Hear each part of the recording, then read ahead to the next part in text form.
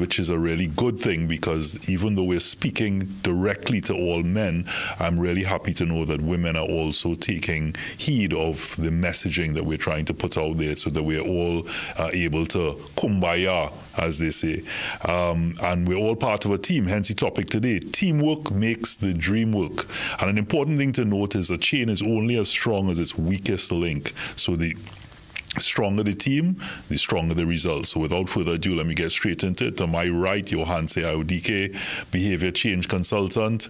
To his right, Nirad Tiwari, AmCham CEO, Jablate head, and so many other roles that he plays in Trinidad and Tobago. And to his right, I don't even know if I need to continue to introduce this guy, Niall McNish. I'm going to call you content creator today. How about that? Content creator, creative. I'll take it. Let me go provocateur, yeah? Right. So we're going straight into it. Teamwork makes the dream work, guys.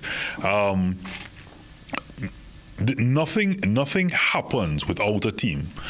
It's just whether or not persons, no matter the height of their career or at the low point of a career, recognizes that the importance of that teamwork. I disagree with you. He said nothing happens without a team. I don't think that's true. Something could happen, but more could happen with a team. Well, you know me and my quotes, and there's another African proverb where it states that if you want to go fast, go alone, but if you want to go far, go together. Okay, so something could still happen. So I just want to put out there, something could still happen. But if we go down the road, I mean, I wasn't ready for the semantics. This so early. He just brap and I just take on. But if we are to delve, that's the whole point of the show. If we are to delve really deep into it, I was expecting some of that really from Nirad, right? Okay. But it came from Johanse. So I got I was going to call a cricket term there, but it just kind of slipped me. But no pun intended, slips. But we're coming back to the fact that teamwork makes the dream work. And I'm saying that even if you think that you're going alone, even to get there took a team.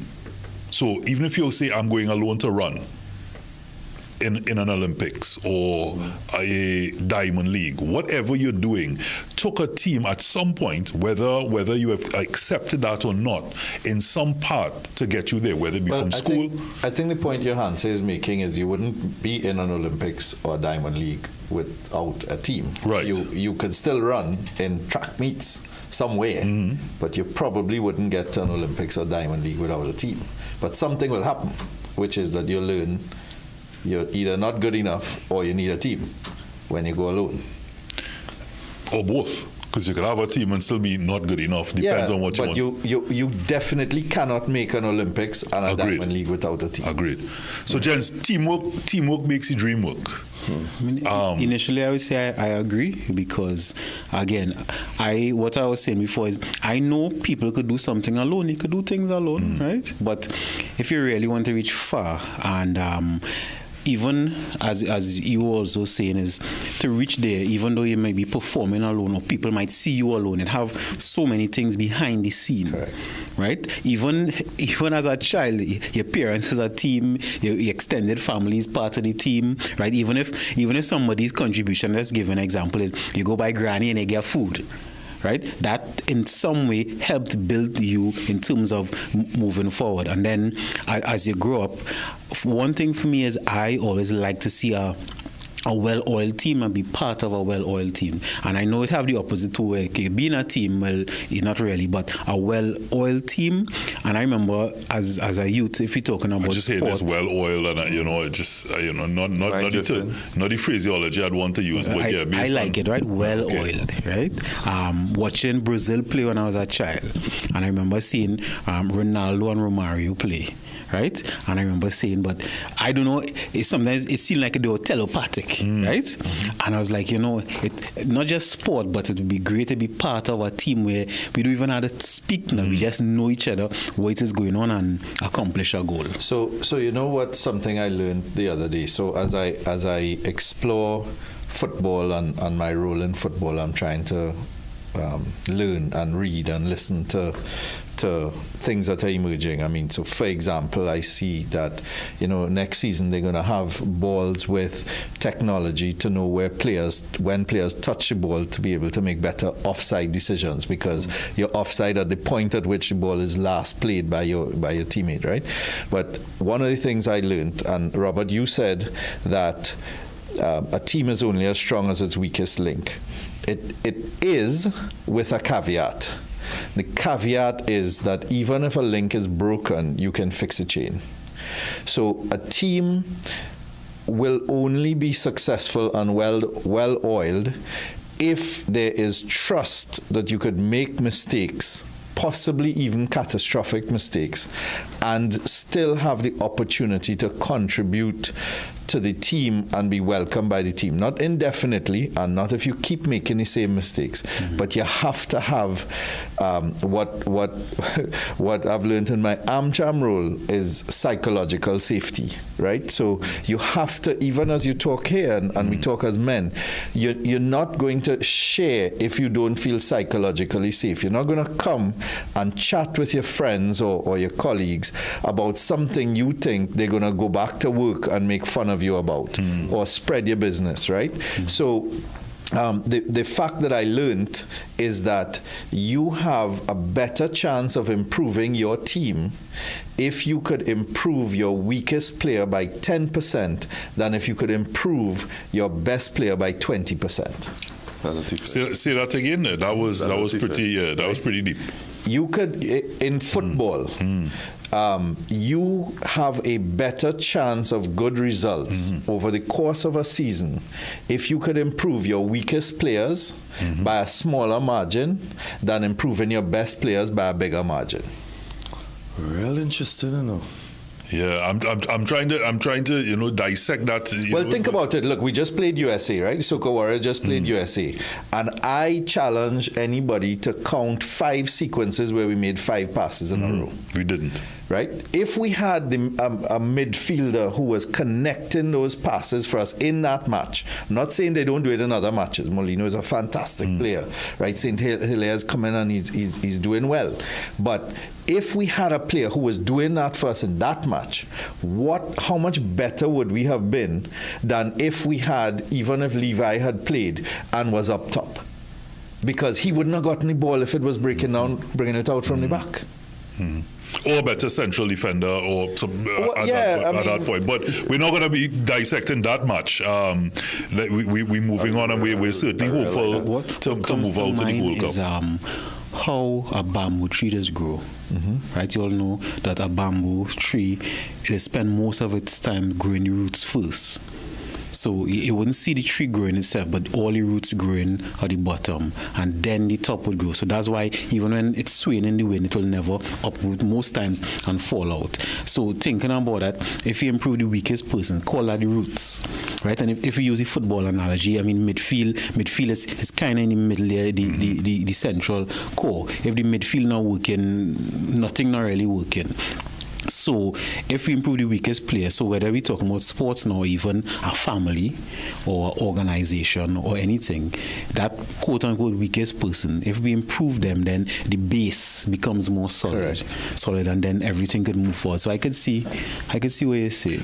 I'd like to get the dictionary meaning at some point as to what is understood by teams. So now you could probably look up that, because when I say a team's as strong as its weakest link, and you mentioned about you can go alone in certain circumstances, you mightn't go far, but you'll certainly go somewhere. I want us to including backward, right? Including backward, is also there's a wider team, and probably even so an invisible team that you mightn't acknowledge, but it still exists. So, for example, as I'm speaking about, you may refer to that runner who goes to a track meet and he thinks he goes by himself, but the parents, if he took a taxi or if he got into a car, I'm just thinking that there's an effort. The first coach who made him believe in, or who made that person believe in themselves. So there's an effort, or there's an immediate team, one that you might acknowledge, like a team around you, but then there's a wider team, whether acknowledged or not, exists. And if they weren't doing a part, whether specifically to you or not, things may or may not work out for you. But I want to come back to your role specifically, Nirad, with regards to what you do at Hillview, what you do at Jabloteh, and how you've taken, especially at Jabloteh, where what you're bringing about is more than football. There's a bigger vision at play.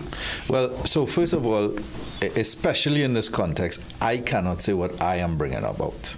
I am hoping to catalyze the team. Jabloteh will be 52, we're in our 52nd year of operation, and it wouldn't be here today without a massive team and a lot of effort that went into building the club over the years. And I would not be here talking about Jabloteh's success in the last year and a little bit that I've been there if I were trying to do that alone. There's a team of people. There's Philip Fraser, who's our general manager. There's Jerry Hospitalis, who would have been the chairman prior to me and really built the club. There's Stephen Clark, a teacher at Sanwan North, who manages our youth program. They're all our coaches, and the effort that they put in is not a financial incentive, right? It is about trying to do something bigger. So absolutely, this is not about Nirad and Jabloteh. Hopefully I could provide some guidance, some catalyzing and some access to resources that would enable the success of the team. And of course, all of the people playing sports, all of the boys in particular, and the women in netball. Judith Hospitalis has been running that netball program as its own thing, fundraising, keeping the women together, and so on. And men, because we have men playing netball too. We play in men's tournaments and mixed tournaments of netball as well. And that I just called about 5 names, and I left out about 24 people who probably I should have called, right? But to the audience, they don't know, they mightn't know any of these names, and that's why I want to kind of bring it back to as much as I appreciate what's happening as a team. But what we're trying to do, what Jabloteh has always been and will always be, is a community-based club, a grassroots club. We do not charge kids to come and learn to play and to improve their craft. So we rely on sponsorship, begging, what we could afford from our pockets, etc. Right? But what we're trying to do, what our vision is, once we can stabilize the club over the next year or two, in terms of being able to compete in competitions and have a steady stream of players, make sure we take care of our professional players properly, make sure the youths have equipment, have boots when they need it, have traveling money. That's what we do. I mean, when they come and train, we have what we call players' welfare, all kind of thing, to make sure kids could get home and so on. Is build a real sports academy in Trinidad and Tobago, right? And an academy would be starting with academic and vocational support, so that the people who come through Jabloteh have skills in addition to the sports. You know, I was talking to a teacher friend of mine yesterday. He grew up in Mova and teaches in Mova now. And he was telling me, you know, can you imagine how it must feel coming to school to do the thing that you're weakest at day after day? So what is the incentive?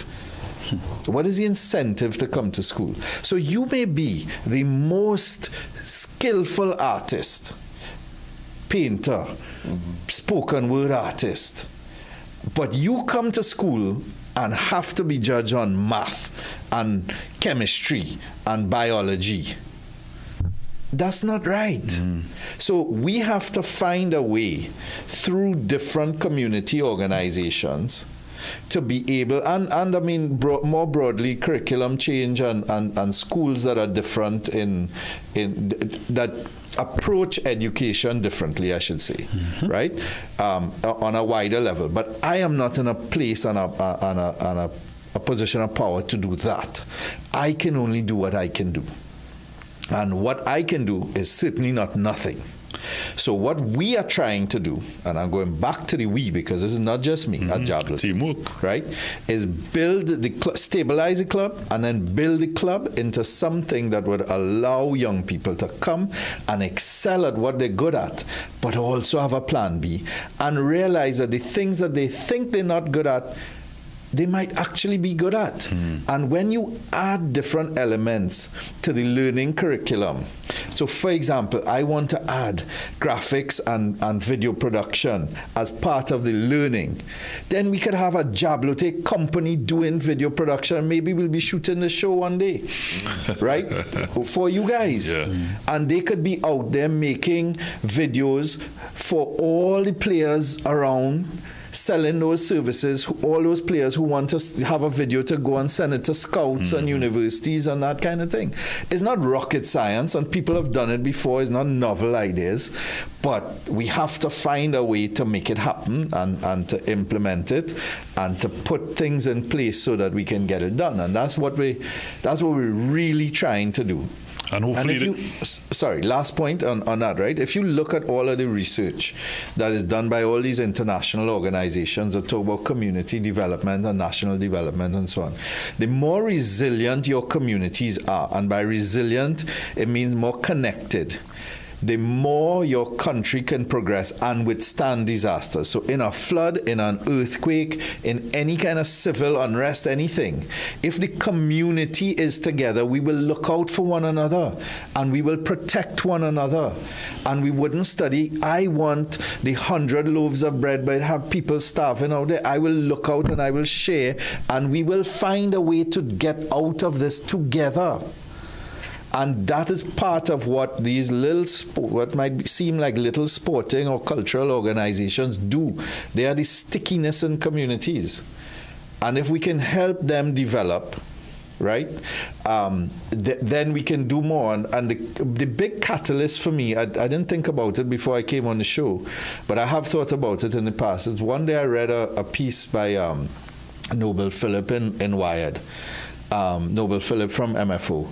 And he was talking about what Lasana and Sheppy are doing at Arima North, and how they were involved in a renaissance of Arima that had dropped from the top tier of football to championship, and they brought them back up.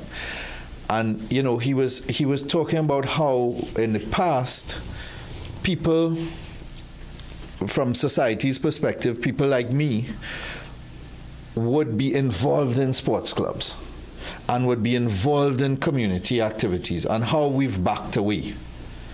And that hit me hard. That hit me personally hard. It made me feel... Why hit you? Because I wasn't doing it. I wasn't involved. And so I felt like I was shirking some of my responsibility because I was taking care of my kids as best as I could, failing in many ways, but trying my best. But there are all these other kids who maybe with a little time and effort, if I put into, I could help. And so I got involved in Hillview. It was the term after COVID, and they hadn't registered for the SSFL season. And I was like, nah, like these kids, these boys need something to do. And we thought we'd have, 15, 20 boys. Hillview's not a football. Was not a football. I want to say. Was not a football school. Have you been shaking it? Yeah, was not. I got involved, and we started with a little group, and we played with that group in the Republic Cup in all age groups in 2023. And we were last in all of the categories, right? We get roasted in the Republic Cup, but we saw improvement over the course of the tournament. And that season, the next season, we were competitive. We won the seniors division in the East Zone, so we got promoted to championship. We got to the semi-finals of both the knockout and the knockout competition with the under 14s and under 16s. And this season, we won the East Zone in the championship division, and we won the East Zone in the under 16 division. So, right? So we need to take a break. I notice my colleagues, we don't take heed of time, but just before we go to break, just very quickly, let me know what do you believe in a very short space of time it was the catalyst for that success? Teamwork. So we had two principals of the school who were willing to support us. We had a parent body that was willing to support us, and we had a head coach and some key the assistant manager and some key people. The head coach and I would have started this. We worked together before. He used to coach both of my sons actually before that, and we found a way to create an environment, and we brought in other coaches. We had so our head coach is Jeremy McMayo at Hillview. Our assistant coaches Joanne Baltazar, who is a TTPFL champion with Defence Force and so on, national futsal player and so on. And we were able to create an environment that bred success. But of course the boys put in a lot of work. Parents sacrificed a lot. We had to convince parents, yes, academics and football, Hillview's academics first, right? So you had to beg parents to let them spend a little more time on football than they might have been comfortable with, and so on and so forth. But it is not something that one person could do alone. To the importance there of teamwork. So teamwork makes the dream work. We are taking a short break. We're certainly going to dive a lot deeper into this topic and dissect it and ventilate a lot more, as I'm sure everyone has some opinions on that. Teamwork makes the dream work.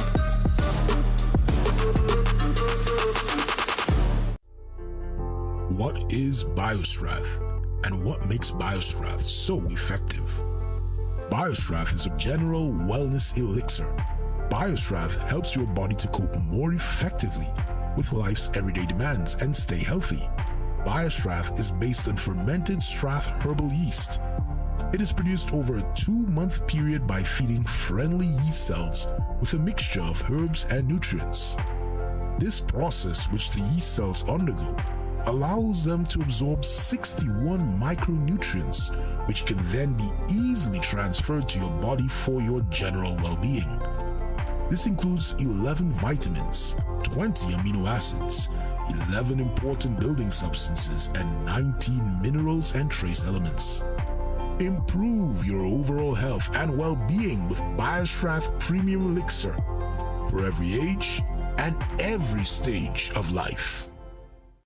Get the best at Southern Food Basket. Gala apples, 10 for $20. Garlic, $9.95 per pound. Lentils, 2 pounds, $13.95. Split peas, 2 pounds, $7.95. No-name bathroom tissue, 24s, 2 bales, $89.95. Fiesta peas and carrots, 3 for $19.95. Fiesta dry pigeon peas, 3 for $23.95. Richport oil, 3 liters, $39.95. Available at Southern Food Basket at St. Charles Village, Princestown, SS Erin Road, Pinal, Southern Main Road, Point Fortin, Coffee Street, San Fernando. With God, comfort can replace pain. Peace can replace turmoil. Hope can replace sorrow. God loves you. God hears you. God speaks to you in your thoughts, in your heart, and through living prophets. Come, hear the words God has for you.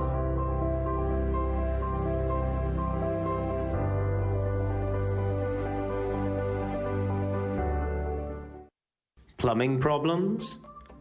Don't guess.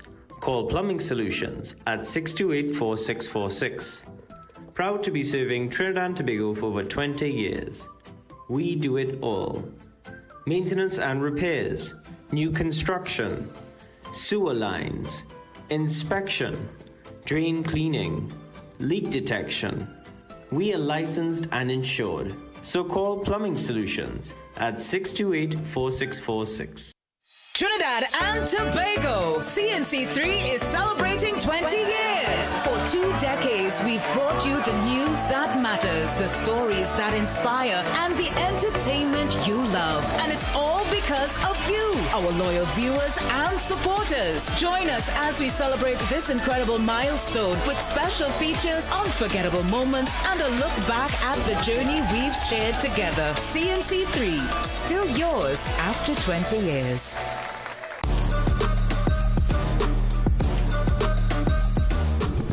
Welcome back to Manhood. We're talking about the teamwork makes the dream work.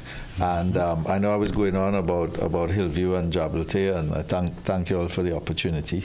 But it is something that I get passionate about, kind of like when Robert starts to speak to the kids about the rules on Make Your Point and so on. But but here's my main thing. Teamwork makes the dream work, right? And we're talking about teams, and I get that. But you see the dream work part, that's what really, for me, who I would consider myself a loner the majority of the time. That's what gets ticklish for me. And I realize that the dream work of the fun of being in a group of people, by the way, the definition is a group of people working towards one goal, is a team. Right? That all boils down to trust. It's really trust is what makes the dream work, right? Because yes, we are a group of individuals, all of us gonna have some purpose together, which makes us by facto a team, but it's really the trust between us as gentlemen is what really I need to start now putting a lot more time and effort into in trying to, because I do trust a lot, right? So my question to you guys, to the panel, how do you all, when in the first introduction to people outside of yourself that you have to know, they have to accomplish tasks that you can't accomplish. Like for you, for example, you have to now trust the coaches do their job. You have to trust that your teammates do your, you understand? So my worry is, my question is, how do you all get over that initial fear and relinquish control to people who are not you? Well, there's different types of leadership.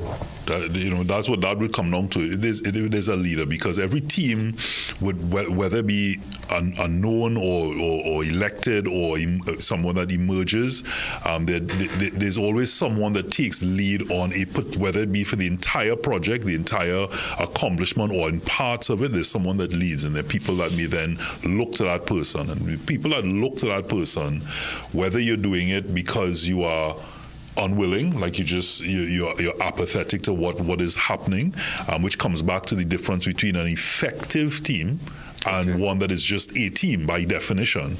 Because in that team you can have your silos, persons who are part of that by either directive or whatever other means, or just seeing what happens and to see how they may benefit, and someone that's really bought into the collective, the actual achievement and what you're going to do.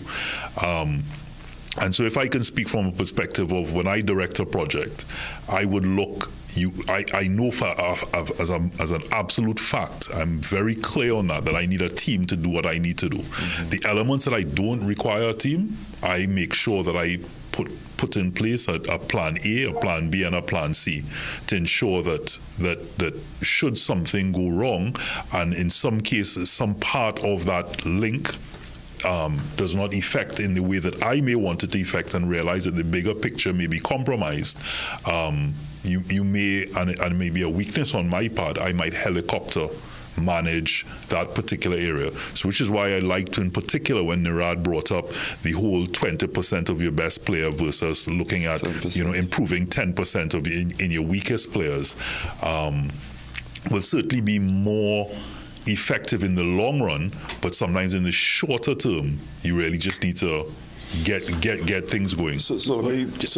me answer your question. He asks, how would I gauge trust? One is that I would ask a common sense question. So let me explain what I mean by a common sense question. I could assume that you want the same thing as me. I could assume that, but I still need to ask. Because sometimes, and this has happened to me being on a team, not only sport-wise, is that I take for granted because you decide to be on a team, we have the same goal. So when I ask you a question, why are you doing this? Right? So I'll ask that question first. And I don't have to be the leader of the team, but just to find out, but with my teammates, whether it is in a family setting, sports setting, wherever it is, just why are you doing this? And it don't have to be the same thing as me, but just for me to understand. And then two, I would do observation. Because they saying actions speak louder than words. So you get to really see what somebody are about based on what they do, not necessarily also what they say. So if you see somebody operating on a team, again, wherever team it is, a family setting, a business setting, wherever it is, you could watch and see what somebody doing. and know. So then I could trust that this person, if every time the team need water, this person, even though it's not their job, they go and do it. I could trust that this person not only would support by water, but they would support, quote unquote, support in a time of need. If I notice this person always early, then I could trust, even though they mightn't be the best skill at whatever it is on the team, but they're always on time. If it has somebody who never miss anything, right? But that comes from observation, so you wouldn't know that on day one, but observation also. So I want to go back to what I said in the beginning, right? About the link being broken, but you could fix the chain. Trust is built over time because everybody in a team doesn't start at the point at which you meet them in the team. They bring with them a series of life experiences. They bring with them hurt, pain, ego that is bigger in some and smaller in some, but they bring in that with them. So just I'm wearing glasses, you wearing glasses. We probably have, at Bet Money, we have a different prescription. Mm-hmm. So the way we perceive things is different based on the lens that we see it through. So I may ask you something, and you may see it as an insult that I ask you that. And in my mind, I'm asking you a question just to understand why you made that decision. Not that I disagree with your decision, you know. I just want to understand so I could learn from you.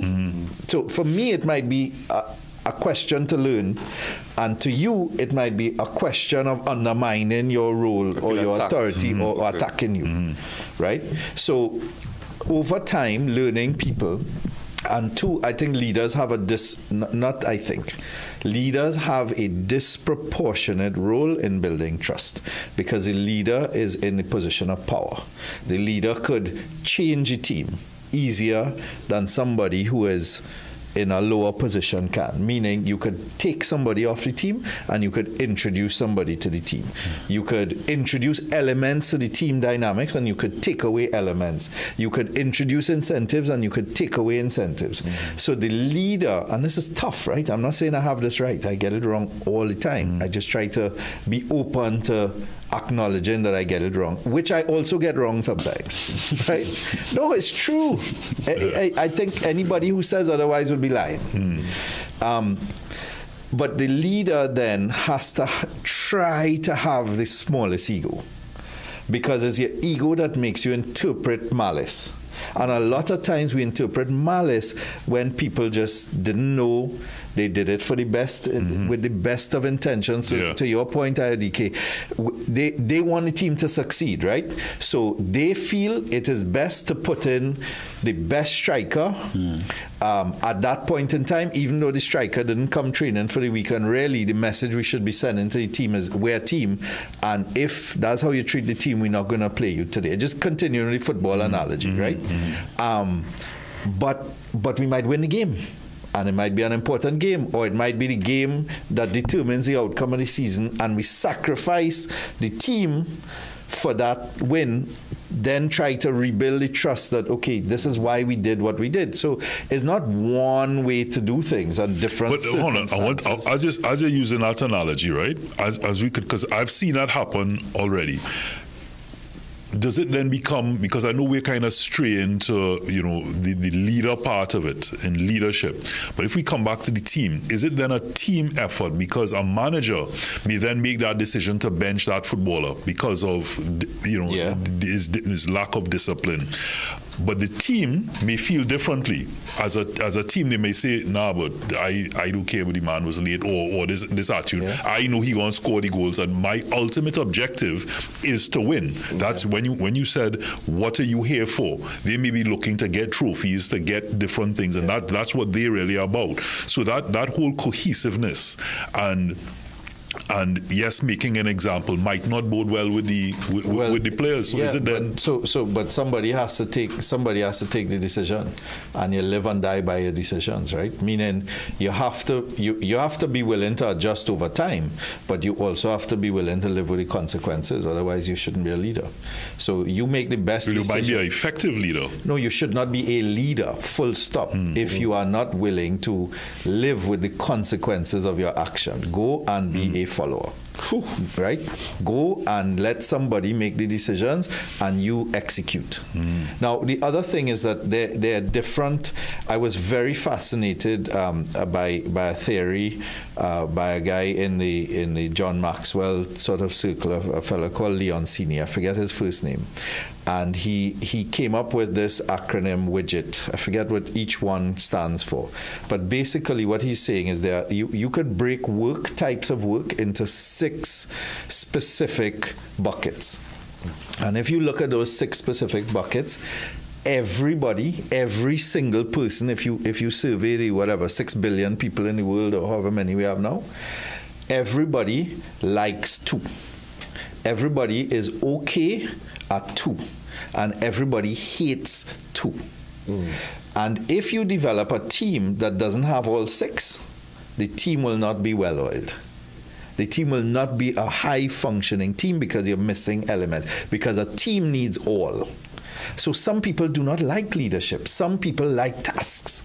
Some people enjoy executing tasks. They don't want the responsibility of deciding who needs to do what task. Tell them what to do and they will come to you happy as pappy that they're getting it done. Right? And some people hate that. Some people hate being told what to do. They want the creative freedom. Some people like to energize other people. They like to be the one in the team saying, guys, come on, let's do this. Vibes. And some people hate that. It takes a lot out of them.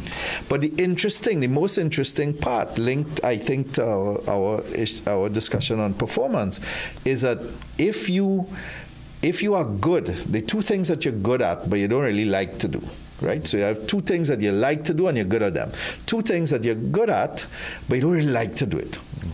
Because you're good at it, we as managers sometimes say, well, do that. But you don't like doing it. So if we keep giving you the things that you might be good at, but you don't like doing, don't give you satisfaction, burn you out, you will not function over time. That's where burnout is happen. Correct. And then worse if you give people the things they're not good at and they don't like to do. Well, that's what I will just give, it's a quick digression, but it links with that. You see what that burnout is? Doing some research, I realized that whenever we do things we don't want to do, it causes a stress signal to our nervous system, even though we're good at it. So I'm just adding that. And that's why I learned after years of failure, with failure 1, being part of teams that didn't work, or even being the leader of teams that didn't work. What I realized is I didn't really ask people, what does they really want? I assume things. So once you find out what somebody really wants, or you observe and see what they're good at, and then you have them functioning in that, well-oiled. Correct. But let me be the devil's advocate here. Because if you're in an environment, and in that specific case, I have brought you in because what I noted you're good at, but which you may, because sometimes you could come into an environment, and if we use a football analogy, sometimes you are bought for a particular role, but you want to say, be a wing, right wing or play left wing, but you prefer to be a striker. Right? But let me move away from the football analogy because not everybody understands football, and you realize that even talking to men. But if you're brought into an environment and I'm brought in to do X, Y, and Z, and while being in the organization, you realize, wow, I really feel better doing this. But we don't have a role for you. And therefore, every day you have to come and do the thing which I brought you in the team to do. How do you then... Well, I mean, okay, so let's go back to the sports analogy because I think it depersonalizes it in a lot of ways, right? It's like how a player could be underperforming at a club and go to another club, and that player all of a sudden is in the leading goal scorers or the best defenders. About how that's happened. So, yeah, it's about, well, the management style. It could be the style of play. It could be what the player is. Some players like defined roles. Some players like to be creative. you know, so it's the same thing. So somebody might go into an organization, and we have friends who would go into an organization last 6 months and not do well, right? And then they go in somewhere else and they're a rock star. I'll give you an example. I'm working with sports teams because I've done some sports psychology, mental toughness with some teams, right? I remember one guy in a team. We're looking for someone to volunteer job to just. We could talk. No, serious, we could talk. He was in the team, and this team, and he wasn't performing well. But this team is they like the sport and the legacy behind the sport. And you know, but when he left, he went to a team where their philosophy is, well, we're going for girls now, right? We good players, we like the fame, and that's what he wanted. So he's a good player, but with the team that wanted the legacy and thing, he didn't perform. But the team that, well, you know, afterwards we go in and think because we win. That's why we want to win, you know. So the working hard in training to win because they won the fame and they won the guild. But that's what is in alignment with him. So as soon as he fall there, reaching that team, skyrocket. So I'm saying that because is sometimes, and this I made that mistake in the past, judging people on what I think they should want, right? Versus being honest about what they really want, and that comes with observation. And whether it's a good fit, because what they want is fine. They have their own decision to make and their own choice. But are they if they're not the right fit for what your determination is and what you need from them, then it's a case of having that open, honest communication and parting ways if necessary. Yes. So you have those conversations, but that for a leader, that's hard, right? Because you're seeing the talent in somebody and you want to push them, but they don't want that. Exactly, and that is hard. That to me is one of the hardest. And sometimes when we push them, you know, like bold-facedness. Because we want something for somebody that they don't want. Even though we see, hey, you could be the superstar, you could be the best employee, you could go on to lead in your own company, you could wherever. I see enough for you, but the person saying, "I don't want that," you know. Yeah. It's like giving somebody a captain. Sorry, I keep going back to sports, but you're giving someone a captain's armband who does not want to lead. They just want to play. They just want to go on the field and play, and they will motivate others, but they don't want the responsibility of being a captain. Yes. You know what I want? To go to break. All right, good.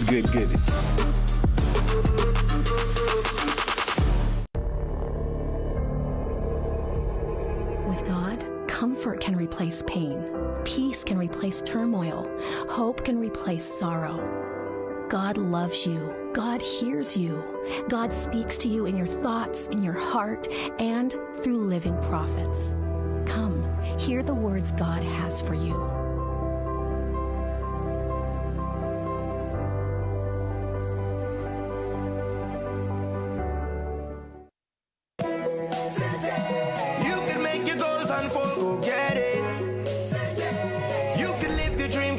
Let's do this. You can get the help you need to succeed with Rand Credit Union. You can believe that you can achieve. Big goals, small ones too. Rand Credit Union, we've got you. No more waiting, that won't do. Make someday today. One life, so make it good. Live the way you know you should. With Rand Credit Union, yes you could. Make someday today. Live your best life today with Rand Credit Union. Welcome to RD Good Health Medical Center, your trusted partner in total wellness. We're conveniently located at 34B Southern Main Road, Montreal, Chaguanas. From consultations to diagnostics, vaccinations, and women's health, we're here for you. Our cutting-edge tech includes a 124-slice CT scanner, X-ray, ultrasound, and full lab services to ensure you get everything under one roof. Plus, our dialysis center offers expert, affordable care. RD Good Health, caring for you every step of the way. Contact us at 223-3730 or WhatsApp 725-4663 today. Feeling off balance? Your body might be missing AMPK. It's your natural reset, regulating how your body stores fat and processes sugar. Berberine Plus activates AMPK, helping your cells use energy better, reduce fat, and keep sugar levels in check. Berberine Plus, now at Pennywise and leading pharmacies nationwide. In the ever-changing media landscape, we at Guardian Media strive always to put you, our viewers and readers, first. We strive to uphold the time-honored tenets of responsible journalism. For us, accuracy is key. And in our reporting, we strive not only to be first, but fair.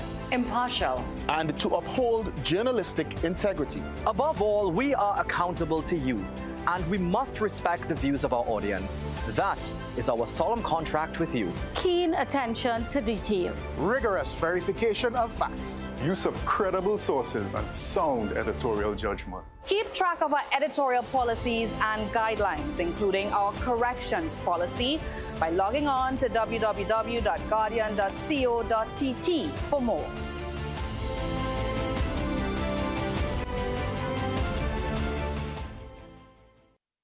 Trinidad and Tobago, CNC3 is celebrating 20 years. For 2 decades, we've brought you the news that matters, the stories that inspire, and the entertainment you love. And it's all because of you, our loyal viewers and supporters. Join us as we celebrate this incredible milestone with special features, unforgettable moments, and a look back at the journey we've shared together. CNC3, still yours after 20 years.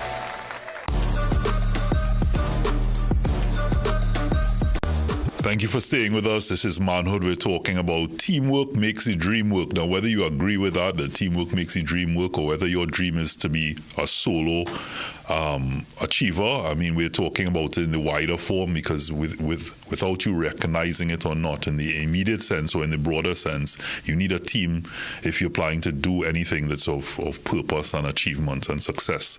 I want to go back to something that, Nirad, you mentioned when you spoke about Widget. I actually have it here, where it speaks about wonder, invention, discernment, galvanizing, enablement, and tenacity. Yeah. Is that what you're referring to? Yep. So as Nirad had mentioned, with regards to Widget, it will be the components that a successful team needs to have. You need to have all 6. But then there are people within, you may have people within that team that may like 2, but are good at another 2. Right, if we just summarize. So you're very good at 2, and you like them. You're reasonably or very good at another 2, but you don't really like to do them, and you're very bad and don't like to do 2. Okay, right. Gotcha. So the 6 components there are wonder, invention, discernment, galvanizing, enablement, and tenacity. Widget. What would galvanizing be at that particular? Yeah, fellas, let me go and do this now, man. Yeah. Come now, fellas, let me get things rolling. So more like the vibes, the glue, and the meshing together bonding type. So when the coach rough you up, or when you have a bad performance or whatever, somebody who kind of tries to motivate and lift the team and say, all right, guys, we could. I'm trying to think about which ones that are. I'm trying to think for you. I think I'm a discernment. We have you might surprise yourself. So we have at AmCham, we have members who will come and administer it, and we did it as a team, and it was very eye opening for us. Also, it's a test. Is it like you do an assessment on it, and then you use those results to try and improve your team. Or say, you know what, when you hire next, you're really weak in this area on your team. Not that you, the people, are weak.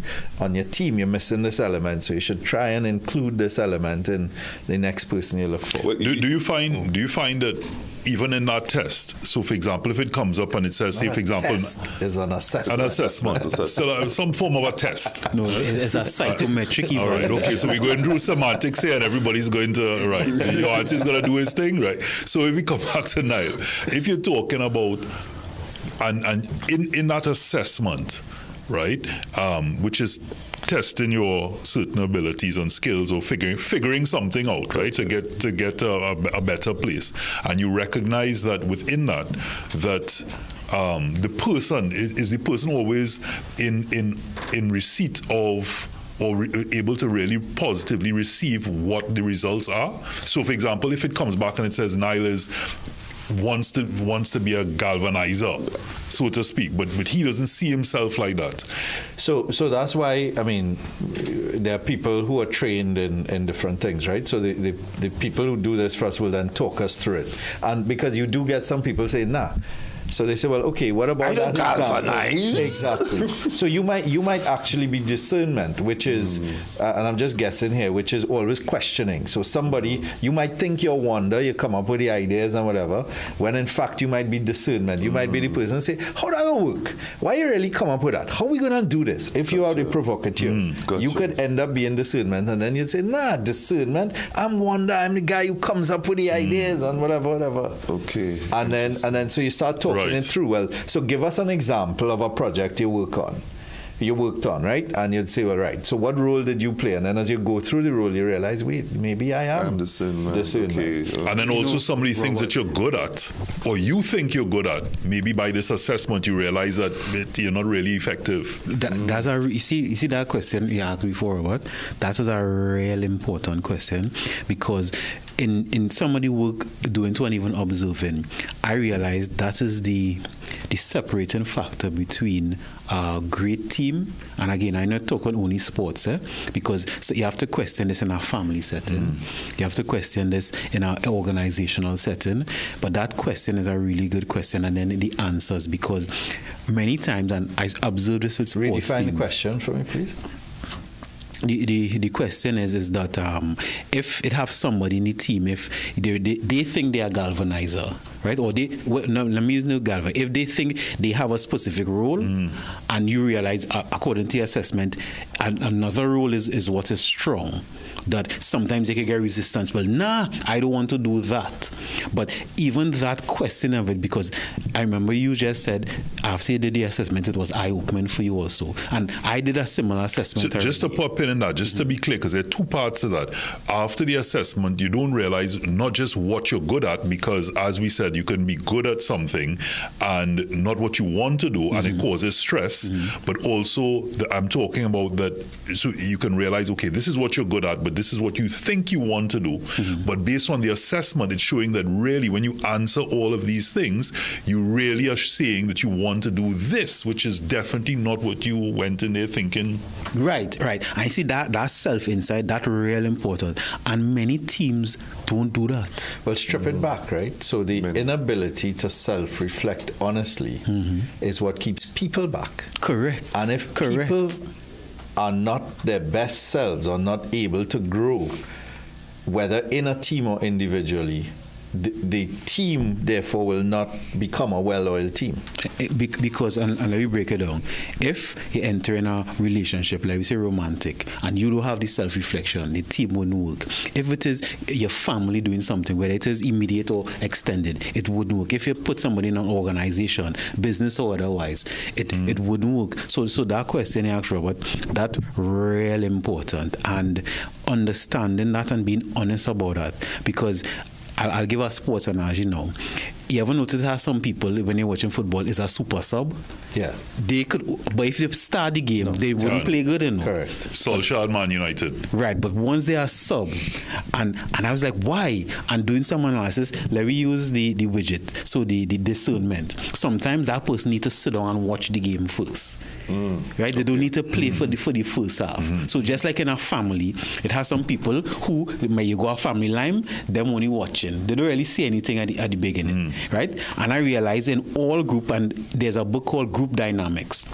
If you read that book, the book states that in every group, it has certain personalities that always exist. And I would say yes, because every time I do workshops, not digressing too much, but every time I do workshop, it has somebody who always wants to talk. It has somebody who always quiet. It has somebody who looks disinterested, but they're real listening to everything you're saying, right? It has somebody who will try to disrupt everything. It always have certain personality types in groups. And once you understand that, and you can identify that, and help even the person understand that, hey, like how you say the provocateur, I am the disruptor, and he own being the disruptor, and then you realize, how could we use this disruptor to help the team move forward? So that is the person who would question things to make sure everything good. But the honest part, that is where I'm going with, and I'm coming back to what you're saying. And this is even a theme as we speak as manhood and men. We talk about being honest. We talk about, and those who are watching, every man have to be honest about who they are. And a man whether you want to say by yourself or be part of a team, the only way you could really be effective in that team is if you honest about yourself and even open to somebody else saying, hey, you think you are this and you're doing this, but I observe this in you. It's not to say that now you just changing because of the person, but at least you have something new information to consider. And I think that's an important part of, as men, being part of a team. Earlier we talk about ego, right? Sometimes you gotta let our ego go, and I know that easier said than done, because as a man you come in, I want to do this in the team. This is the role I want to play in my family, in my organization, when in my fet match team or my professional team. I want to be this. But then somebody could say, hey, well, I notice you're good at this. Nah, this is what I want to do. And then you force your role, and then the whole team fall down. Yeah. And I just want to come back to, again, this, and I don't know the assessment. I'm not saying there's a flaw in the assessment, but I'm just, what I am coming to is, it's the recognizing that we come back to being good at something and someone pointing it out might not be the way that person wants to go, and that's fair, because that's not what they want to, that's not their passion. But it is that aha moment, how in dealing with that, when someone believes that their passion is this, and really based on the scientific evidence, it's not that. And maybe what they're thinking is their passion is flawed in certain ways or skewed, maybe by certain elements of trauma or societal influences, that they think that this is really where I'm at, but based on certain other things that are probably giving them dopamine rushes or serotonin. And the reality is, if you were to clear away all of that, they might really want to be, say they're a footballer, you might really just want to be an artist. Yeah. But the other things that football is giving you is skewing what you really think is your passion. Yeah. So I mean, so there are two elements that we haven't discussed, right? So one is that a team is a discrete group coming together to achieve a task, but a team exists in a system. So the team interacts with other teams, and the team interacts with other influences, and so we always have to be mindful of that. But the second thing is, any team will have a hierarchy, even if it's informal. And part of that hierarchy requires whoever is at the pyramid, at the top of the pyramid of that hierarchy, even if it's a sphere, to be able to make the hard decisions to keep the majority in the team safe and to get the best results, which also means being willing to excise those people in the team who are not willing to play in the team, who are not willing to maybe self-reflect or change or adjust, and could undermine the team, because not everybody can be changed in the context of the team that you're in. Right? Maybe I don't know if in your field, if they get to you could help everybody grow. But in the context of a team where you have objectives and reporting lines, you may not have the time and resources to change everybody. And that is an important element of building trust, and that's why I'm bringing it up. If the leader or leaders collectively are unwilling to take the hard decisions in the best interest of the team, then they will never have the trust and confidence of the entire team. Now, I want you to build. That means sometimes you have to do things that make you feel really inside. Right. And I want you to build on that, because we're almost to the close, but I want us to refocus, building on what you've just said, and I want to expand on it. The importance of teamwork and making those hard decisions as a leader, even when the decisions are but also in context, to bring it to the individuals who are causing the problem, to understand whether or not you're on board at that point, because you don't always end up. A team isn't always something that's voluntary. Sometimes you're in an environment and you get positioned on a team to execute a task. Yeah. So what is your role? What is your role then?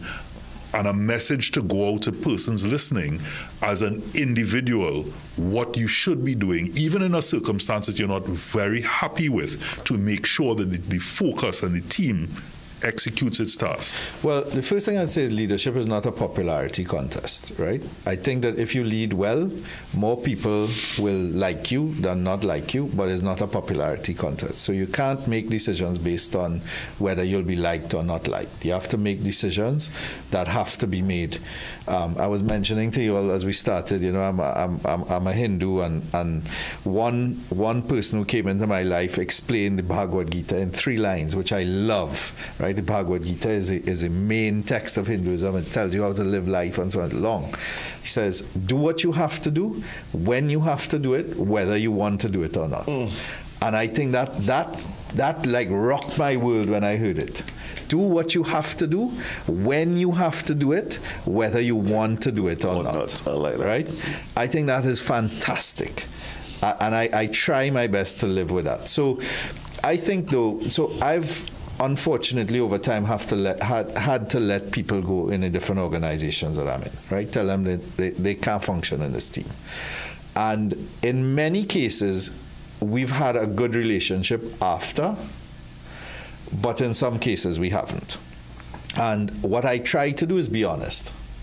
So I say, try to give people a chance to fix it, explain what the problem is, explain why they are not fulfilling what we expect of them in the team.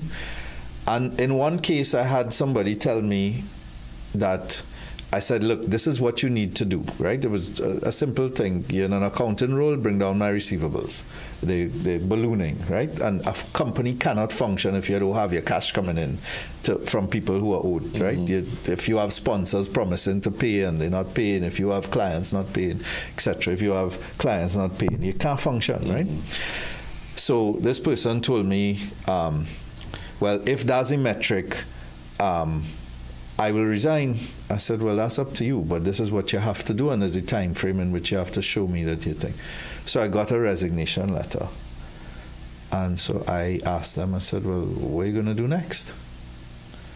And they were shocked. They went and told everybody. I didn't ask them to rescind their letter and whatever. Now, I was glad that they went and told people, because everybody would know I did it. Right. And why I did it, right? So, as opposed to this happening quietly and people wondering, I wonder what he did to her, boy, why he did that. I am so glad they did it. Right. But the point was, to me, that was an important part of building trust. That's one of the people who doesn't talk to me now, though, by the way. I figured that. But you have to do those things, because the team has to know that if there's someone who is causing a risk to the team, to the organization, and therefore the team, you have to be willing to stand up. And if you're not, defend the rest of the team. And I'll give an example opposite to that. I have done workshops where companies ask me to come and do team building because the team not getting along. And after doing an assessment, most times it always have one employee that's causing real problems, but the company don't want to let them go because they're either they're real good at the job or they are a long time. Or union. Well, I never encountered it, but union is a good example too. That one person just don't want to let them go, and the team now don't have any trust in the leadership because, well, you're just allowing this person to do whatever they want, and now we can't function. Because people are afraid of change. That's a good point. We think of the risk of doing something, but we very often ignore the risk of not doing it. Well, there's that thing, that saying as well, Nirad, if you can't change the people, change the people. Correct. And sometimes but that's that not what bold you step want to do, right? It's not. You should be trying to change the people before you change the people, right? Agreed. But yeah, sometimes you have to. There's no organization that went from stage to stage to stage with the same people either. And some people who are good in one stage are not good in the next stage. And they don't even like the next stage because they like the informality and the lack of procedure and whatever. When you start to put policies and procedures, they're like, whoa. And there's some people who can't function unless they have a policy and a procedure to which they can refer when they're ready. So that widget is really a key thing for teams to understand, even maybe not in the depths of, through John Maxwell and leadership and so on, but the basics of that to really say that, listen, not everyone, and that's one of my big takeaways from this show here today, is that one, that you need an effective team needs to have all 6. What you understand by that, you might use another name from galvanizing. It could be vibes, it could be whatever the case may be. Discernment, you could just say, the understanding, whatever your basic understanding is, but the fundamentals of the 6, and to really know that you may be good at something, but not want to do it. And because we see it from where we stand and what our objectives are, we try to force that onto someone or impose that on someone, and almost get angry in certain ways when it's like, well, you can't see when you're wasting your talent. You're so good at this thing. And not realizing, hey, that it's just not good at it, but I don't like it. I just don't like it. And then you're projecting your wants onto that. And then on the other side, something that you really want to do from the leader's perspective about making those hard decisions, it's like, well, I can't give you that because Nirad I'm seeing he may be one better, he may be much better at that. And do I need to know, if I can't convince him, try to focus my attention on trying to find ways to get the best out of it, because I have someone who may be a better striker and you're better at defense. And if you don't want to be what I need you to be, then I have to make the hard decision to release you. But in the person that doesn't speak to you anymore, I would say that in your first response, even though it might be in a series of things, I doubt it would be in the first conversation, what that person might have been looking for is, work with me here, as opposed to just, so what you gonna do now, boy? Like, no, well, remember, she started off by saying, if that's symmetric, I'm going to resign. Right, and that was symmetric. Correct. I needed. So there was no room. So in the calling of the bluff, say, well, could I do? Right. Could the metric decrease by this bit, and I'll work on it? And see. No, it was. So, but in the calling of the bluff, the person immediately, people want 2 fundamental things: to know that they're enough and to be loved. Right. So yeah, but the rest of the team. Agreed. The rest of the team understood what I did, and it also prevented more of that, I think, in the future. But as you said, being a leader, sometimes you have to make really tough decisions, and I want everyone to go around and give their closing thoughts, as I did mine, on what I took away from this particular show. And I want that after I read a quote at my point, to end with that 3-part. I thought it was very profound. Yeah, that was good. That was good. To the nation. So now very eye-opening conversation, gentlemen, I must say, right? For me, my main takeaway is when you said, and you reminded me, I should say, that no matter what organization you're going to, it have different personalities that you're going to encounter. That, to me, that gave me anxiousness. My palms started to sweat, and it dawned on me that they will always have war. Right? They will always have personalities that clash no matter what. And the trust that I was talking about is really, it stems from the fact that they will always have people that are unlike my personality. And to go to what you said, is that I realize that me not trusting, I am the weakest link in that situation. And to build the trust of the least trusting person by 10% is better than getting the person who already part of the team up by 20%. So I understand that now, and I reflected that inwards, and I appreciate that. That was really, really eye-opening for me. So, guys. Well, it just made my day that something I said was useful. When you're a parent, that's like a big win generally, What I would say is, just to take this in the context of the show, the manhood, right, is that we, when you look at these blue zones and so on, the zones in which people live longest, it's about social connections. It's not about food and diet and exercise has a part, but ultimately the distinction or the difference between an average life expectancy of 70 or 90 is about social connections, right? And as men, we have, as communities have changed, we have less opportunities. We have to actively seek the opportunities more to talk and to share and to trust. And it doesn't mean that if we're burnt once or twice that we can't trust ever again. And teamwork, to the point you kept trying to hammer home, Robert, is that teamwork is not just about the active team. So it's not just about the coach or the physio for the athlete. It might be about Granny who gave you your auntie a meal and made you feel safe, made you feel you have a place to go always where you could get some nourishment and encouragement, even if that encouragement is a bamboo or a pot spoon when you misbehave. It is meant from a positive place. It comes from a place of wanting the best for you. And so as men, being willing to share and discuss and to learn and to listen and to self-reflect is really critical. It's for everybody, but men, I think, have a harder time doing that, generally speaking. And it's not easy.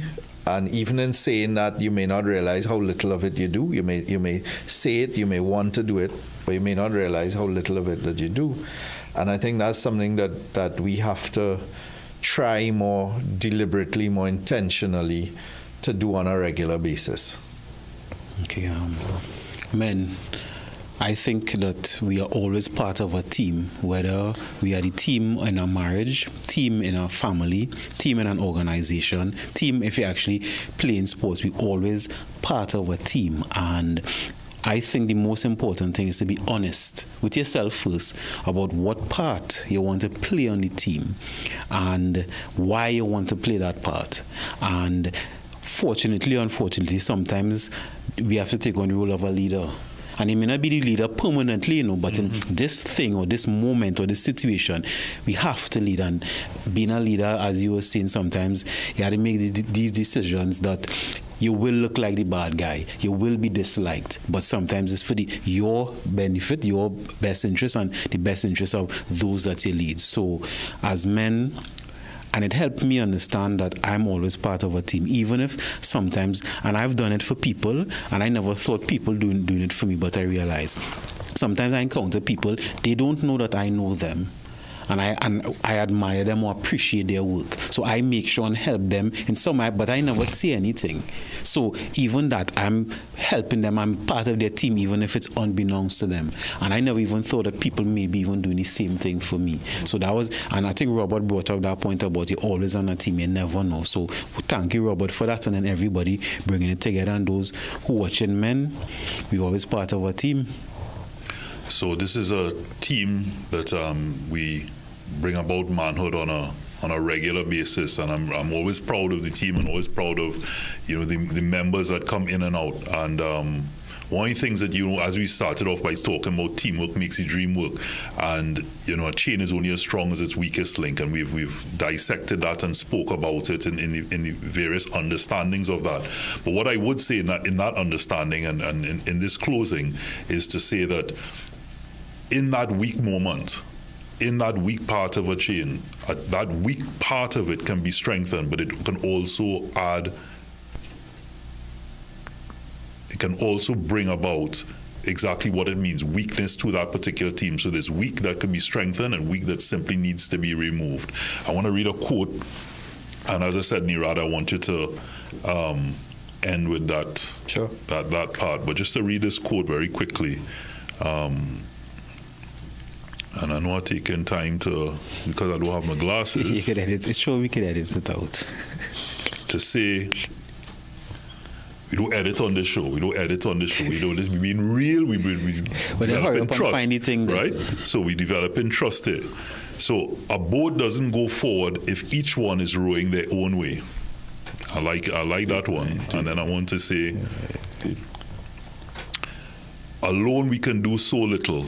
Together we can do so much. So I want to close with that to say, alone we can do so little.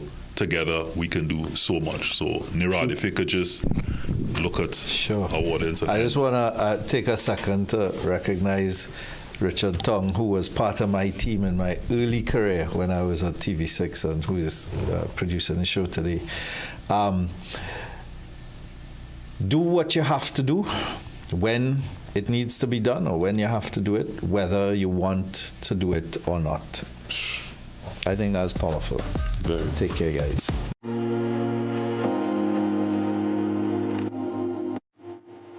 Now your hand say, this is a look we're very excited about. It made a full comeback.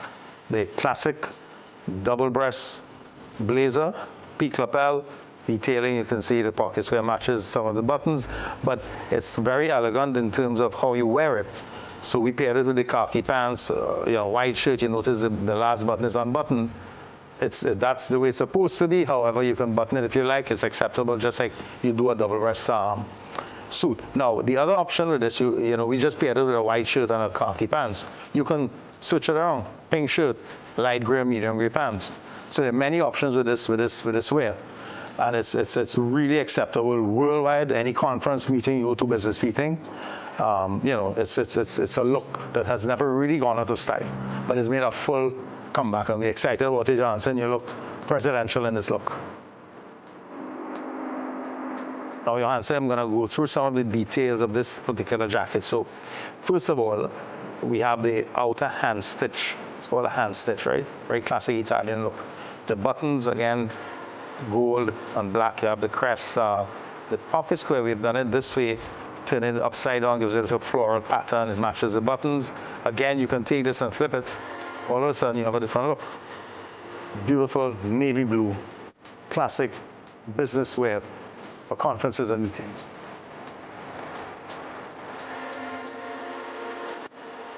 ManHOOD, brought to you in part by Lucozade and Solomon's Bespoke.